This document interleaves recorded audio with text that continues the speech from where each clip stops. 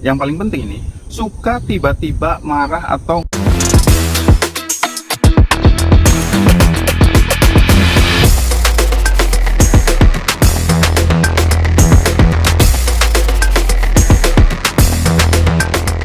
halo teman-teman pejuang RSP, yuk bahas satu lagi materi defense mechanism yang juga banyak dilakukan orang. Oh ya, materi defense mechanism ini mungkin jadi salah satu materi terakhir ya sementara ya. Di sesi sharing berikutnya nanti saya akan sela dengan materi-materi lainnya yang sangat menarik juga untuk dibahas ya teman-teman. Ya mungkin nanti saya akan bahas materi-materi seperti kasus-kasus temuan audit, terus ilmu manajemen tipis-tipis lah ya, terus tips and trik komunikasi dan materi lainnya yang cukup menarik. Oke, teman-teman, materi defense mechanism yang mau saya bahas ini adalah salah satu defense mechanism, yaitu displacement atau pemindahan atau pelampiasan. Nah teman-teman, displacement ini salah satu defense mechanism saat seseorang merasa tidak nyaman dengan emosinya, dengan melampiaskan rasa ketidaknyamanannya itu dengan melemparkan atau mendisplacement ke orang atau ke pihak lain ya kan? Nah khususnya ke orang-orang yang lebih inferior atau lebih lemah dari dirinya. Contohnya, saat kita di kantor terus dimarah-marahin sama bos atau sama atasan, ya alasannya bisa macam-macam. Bisa karena nggak chief atau kerjaan kita berantakan sehingga memicu bos atau atasan kita ini marah-marah. Saat bos atau atasan kita ini marah-marah, ada perasaan nggak nyaman dalam diri kita dan kita juga nggak punya kuasa buat melawan gitu. Jadi ada rasa dongkol atau kesel dalam hatinya yang tidak tersalurkan, dipendam terus. Akhirnya kita butuh pelampiasan. Akhirnya kita mendisplacement perasaan tidak nyaman tadi ke orang yang lebih lemah. Bisa jadi ke bawahan atau ke staf kita, atau pas di rumah kita marah-marah atau ngomel-ngomel sama istri, sama anak atau keluarga yang ada di rumah. Nah ini namanya displacement. Mereka yang nggak tahu masalah sebenarnya seperti anak-anak, keluarga, staf atau istri kita itu hanya mendapatkan lampiasan emosi kita saja gitu.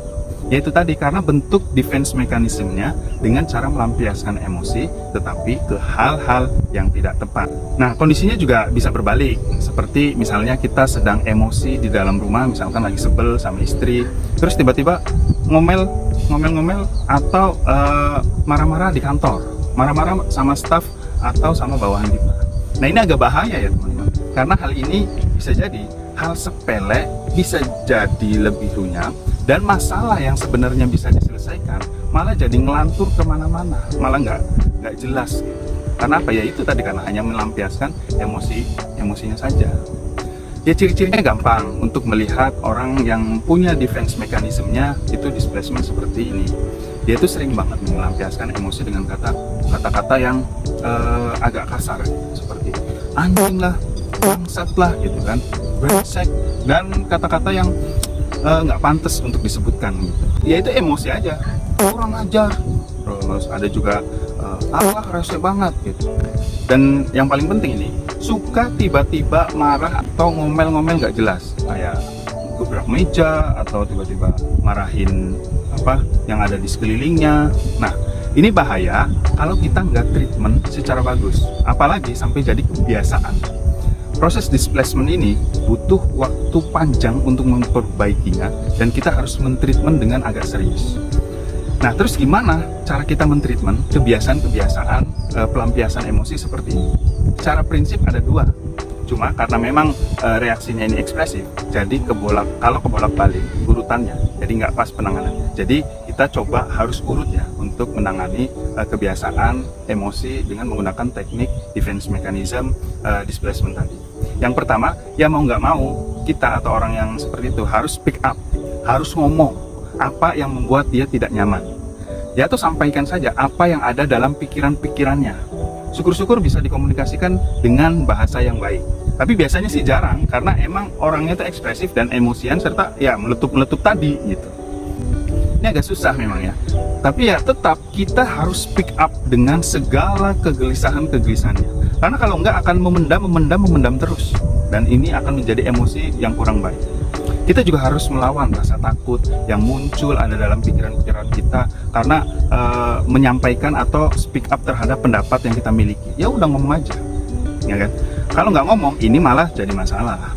Karena dengan proses ini akan terjadi perasaan ya plong gitu, atau lega, atau ya lebih enak gitu. Karena memang jiwanya perasaannya begitu. Justru perasaan itu dengan kita speak up menjadi lebih sehat buat kitanya. Tapi ya kalau ngomong ya dengan komunikasi yang baik, kita juga perlu belajar bagaimana men-treatment perasaan ini dengan menjadi lebih sabar, lebih bijak. Kita juga harus cool down, harus melakukan proses perbaikan, sabar, latihan meditasi, mengontrol emosi juga. Dengan proses-proses ini, kita akan menjadi lebih baik dan proses displacement treatment ini akan menjadi berkurang. Oke teman-teman, sekian, terima kasih dan selamat mempraktekkan.